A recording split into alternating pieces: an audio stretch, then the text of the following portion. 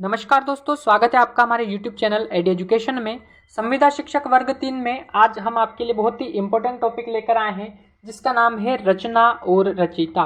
ठीक है, यदि आपको रचना दी जाए तो आपको उसके रचयिता का नाम बताना है और यदि रचयिता दिया जाए तो उसकी रचना का नाम बताना है। तो पहला प्रश्न आपके सामने स्क्रीन पर पहला प्रश्न देख लेते हैं हम। पहला प्रश्न क्या कह रहा है? पहला प्रश्न जो है वो है आपके सामने स्क्रीन पर है, जन्में का नाग यज्ञ के रचयिता कौन है? जन्में का जो नाग यज्ञ है उसके रचयिता आपको बताना है।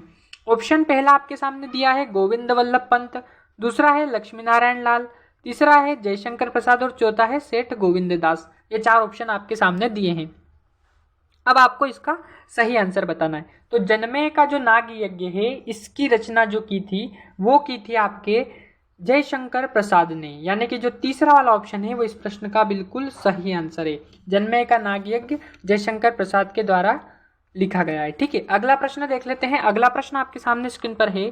अगला प्रश्न क्या है? अगला प्रश्न कवितावली के रचयिता का नाम बताना है हमको। कवितावली की रचना किसने की? ठीक है, उनके रचयिता का नाम हमें बताना है। पहला ऑप्शन आपको दिया है सूरदास, दूसरा जो है केशवदास, तीसरा तुलसीदास और चौथा है देव। तो कवितावली, दोहावली, गीतावली इनकी रचना किसने की? ये इनकी रचना जो की वो तुलसीदास जी द्वारा की गई। तो कवितावली हमसे प्रश्न में अभी पूछा है। ठीक है, तो कवितावली के रचनाकार का नाम हम बताएंगे। सही आंसर होगा इसका तुलसीदास जी। जो तीसरा वाला ऑप्शन है इस प्रश्न का बिल्कुल सही आंसर है।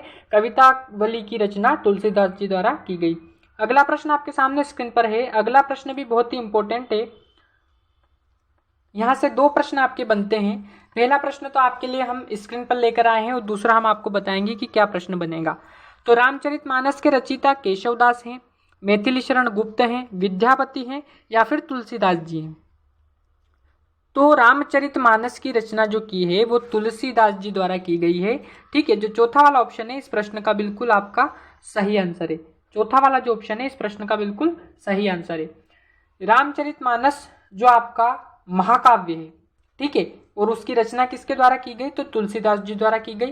तो यहाँ पर ऐसा प्रश्न भी बन सकता है कि रामचरितमानस रिक्त स्थान है और चार ऑप्शन आपको दे देंगे, खंडकाव्य, महाकाव्य। ठीक है, उसके अलावा दो ऑप्शन आपको उसके लेखक से संबंधित या अन्य भी कुछ भी ऑप्शन दे सकते हैं। तो आपको रामचरितमानस महाकाव्य है उस पर सही आंसर लगाना है कि रामचरितमानस एक महाकाव्य। अभी फिलहाल तीसरे प्रश्न का जो आंसर होगा वो होगा तुलसीदास जी। अगला प्रश्न देख लेते हैं। अगला प्रश्न आपके सामने स्क्रीन पर है। अगला प्रश्न है, प्रिय प्रवास किसकी रचना है? प्रिय प्रवास किसकी रचना है आपको बताना है। मैथिली शरण गुप्त की, हरिओद की, ठीक है, उसके अलावा आपको जो दे रखा है वो है आपका माखनलाल चतुर्वेदी की या महादेवी वर्मा की। ठीक है, तो प्रिय प्रवास किसकी रचना है? तो चार ऑप्शन आपके सामने दिए ही हैं, मैथिली शरण गुप्त, हरिओद, ठीक है, माखनलाल चतुर्वेदी और महादेवी वर्मा। तो इसका जो सही आंसर होगा चौथे प्रश्न का वो होगा हरिओद। चौथे प्रश्न का जो सही आंसर होगा वो होगा हरिओद। हरिओद किसे हम कहते हैं? अयोध्या सिंह उपाध्याय को हरिओद की उपाधि दी गई है। तो प्रश्न में आपको हरिओद देके कंफ्यूजन किया गया है। अब आप याद करके जाएंगे अयोध्या सिंह उपाध्याय, तो प्रश्न में तो वो दिया ही नहीं है। तो अयोध्या सिंह उपाध्याय को हरिओद की उपाधि दी गई है, तो इसका आंसर हरिओद भी हो सकता है। और यदि प्रश्न में अयोध्या सिंह उपाध्याय है तो वो भी इसका सही आंसर होगा। अगला प्रश्न देख लेते हैं। अगला प्रश्न आपके सामने स्क्रीन पर है। अगला प्रश्न क्या कह रहा है कि साकेत के रचयिता कौन है, उनका नाम हमें बताना है। यानी साकेत की रचना किसने की? ऑप्शन पहला आपके सामने स्क्रीन पर जो है वो है हरिओद, दूसरा जयशंकर प्रसाद, तीसरा मैथिली शरण गुप्त, ठीक है, उसके अलावा जो चौथा ऑप्शन दिया है वो है दिनकर। तो साकेत की रचना किसने की या इनके रचयिता का नाम हमको बताना है। तो साकेत की जो रचना की है वो की है मैथिली शरण गुप्त द्वारा। तो आपका जो तीसरा वाला ऑप्शन है इस प्रश्न का बिल्कुल सही आंसर है, मैथिली शरण गुप्त द्वारा साकेत की रचना की गई। ठीक है, अगला प्रश्न देख लेते हैं। अगला प्रश्न, रामचंद्रिका रचना निम्न में से किसकी है? रामचंद्रिका जो रचना है वो निम्न में से किसकी है? तो आपको इसका आंसर बताना है। पद्माकर की, तुलसीदास की, केशवदास की या मैथिली शरण गुप्त की? तो रामचंद्रिका जो रचना है वो है केशवदास की। रामचंद्रिका किसकी कृति है? केशवदास जी की। तो तीसरा वाला जो ऑप्शन है इस प्रश्न का बिल्कुल सही आंसर है, केशवदास जी की कृति जो है वो है रामचंद्रिका। अगला ऑप्शन प्रश्न आपके सामने स्क्रीन पर और उसके ऑप्शन भी आपको दिए हैं 4। कामायनी के रचयिता कौन है? बहुत ही मोस्ट इंपोर्टेंट प्रश्न है ये, ठीक है, बहुत ही मोस्ट इंपोर्टेंट प्रश्न है कि कामायनी की रचना किसने की और इसके रचयिता कौन है। ऑप्शन पहला आपके सामने स्क्रीन पर सुमित्रानंदन पंत, दूसरा जयशंकर प्रसाद, तीसरा सूर्यकांत त्रिपाठी निराला और चौथा रामधारी सिंह दिनकर। अब आपको इन कवियों के पूरे नाम भी आना चाहिए, ठीक है, और इनको उपाधि कौन सी दी गई है वो भी आपको याद करना है। तो कामायनी के रचयिता में आपको ऑप्शन कैसे दिया है? जो दिया है इस प्रकार से आपको ऑप्शन दे सकते हैं, पंत, प्रसाद, निराला और दिनकर। इनके पूरे नाम हमने अभी आपको बताई हैं। तो कामायनी की जो रचना की है 7वां प्रश्न, उसका जो सही आंसर होगा आपका जयशंकर प्रसाद, यानी कि जो दूसरा ऑप्शन है प्रसाद, वो इस प्रश्न का बिल्कुल सही आंसर होगा। कामायनी की रचना प्रसाद द्वारा की गई। इसके अलावा जयशंकर प्रसाद की अन्य जो रचनाएं हैं वो है कामायनी, आंसू, लहर और झरना। इसके अलावा भी कई रचनाएं उनकी, लेकिन मुख्य जो रचनाएं हैं और जो परीक्षा में अक्सर पूछी जाती है वो है कामायनी, आंसू, लहर और झरना, ठीक है। तो फिलहाल 7वां प्रश्न का आंसर होगा प्रसाद। अगला प्रश्न 8वां आपके सामने स्क्रीन पर है, पल्लव रचना है। पल्लव किसकी रचना है? प्रसाद जी की, पंत की, निराला जी की या फिर आपके दिनकर जी की। तो पल्लव जो रचना है वो है आपके जयशंकर प्रसाद जी की, ठीक है। सुमित्रानंदन पंत जी की रचना है पल्लव, ठीक है। दूसरा वाला जो ऑप्शन है इस प्रश्न का बिल्कुल सही आंसर है। अगला प्रश्न देख लेते हैं। अगला प्रश्न आपके सामने स्क्रीन पर, मधुशाला के रचनाकार कौन है? बहुत ही इंपॉर्टेंट प्रश्न है ये भी। मधुशाला की रचना किसने की? या आईएमपी प्रश्न है आपका। मधुशाला की रचना किसने की? अंचल ने, मुक्तिबोध ने, बच्चन ने या रामकुमार वर्मा ने, ठीक है। तो यहाँ पर मुक्तिबोध कौन है? तो गजानन माधव मुक्तिबोध, ठीक है। और बच्चन कौन है? तो हरिवंश राय जी बच्चन। तो मधुशाला के रचनाकार जो है वह है हरिवंश राय बच्चन। तीसरा वाला जो ऑप्शन है इस प्रश्न का बिल्कुल सही आंसर है। अगला प्रश्न, चिंतामणि के रचयिता कौन है? रामचंद्र शुक्ल, हरिओद, महावीर प्रसाद द्विवेदी या प्रसाद। तो चिंतामणि के जो रचयिता है वो है आपके रामचंद्र शुक्ल। पहला वाला ऑप्शन है इस प्रश्न का बिल्कुल सही आंसर है। अगला प्रश्न देखते हैं। अगला प्रश्न आपके सामने स्क्रीन पर है। प्रश्न है, पद्मावत किसकी रचना है? ठीक है, पद्मावत किसकी कृति है या किसकी रचना है? जायसी की, चंदबरदाई की, विद्यापति की या रहीम की, ठीक है। तो पद्मावत किसकी रचना है? तो मलिक मोहम्मद जायसी की रचना क्या है? पद्मावत। अब जायसी यहां पर दिया है तो आपको पूरा नाम भी पता होना चाहिए कि जायसी का पूरा नाम क्या है? मलिक मोहम्मद जायसी। पहला वाला जो ऑप्शन है इस प्रश्न का बिल्कुल सही आंसर है आपका। अगला प्रश्न, 12वां प्रश्न स्क्रीन पर, कर्मभूमि के रचयिता कौन है? प्रेमचंद्र, उग्र, कौशिक और अमृतलाल नागर, ठीक है। तो कर्मभूमि के जो रचयिता हैं उस प्रश्न का सही जो आंसर होगा वो होगा आपका प्रेमचंद्र, ठीक है। मुंशी प्रेमचंद जी जो है उन्होंने कर्मभूमि की रचना की है। तो पहला वाला जो ऑप्शन है इस प्रश्न का बिल्कुल सही आंसर है। अगला प्रश्न चलते हैं, अगला प्रश्न देख लेते हैं। यह बहुत ही इंपॉर्टेंट प्रश्न आपके सामने स्क्रीन पर है और बहुत ही सिलेक्टेड प्रश्न आपके लिए लेकर आए हैं हम। तो प्रश्न क्या है? अब मैं नाचो बहुत गोपाल रचना किसकी है? वृंदावन लाल वर्मा, अमृतलाल नागर, भगवती चरण वर्मा और सूरदास जी की, ठीक है। तो इसका जो सही आंसर होगा वो होगा आपका अमृतलाल नागर की रचना जो है अब मैं नाचो बहुत गोपाल। दूसरा वाला जो ऑप्शन है इस प्रश्न का बिल्कुल सही आंसर है। अगले प्रश्न पर चलते हैं। उद्धव शतक नामक रचना किसकी है? सूरदास जी की, जगन्नाथ दास रत्नाकर की, रामशंकर शुक्ल की और सत्यनारायण कविरत्न की।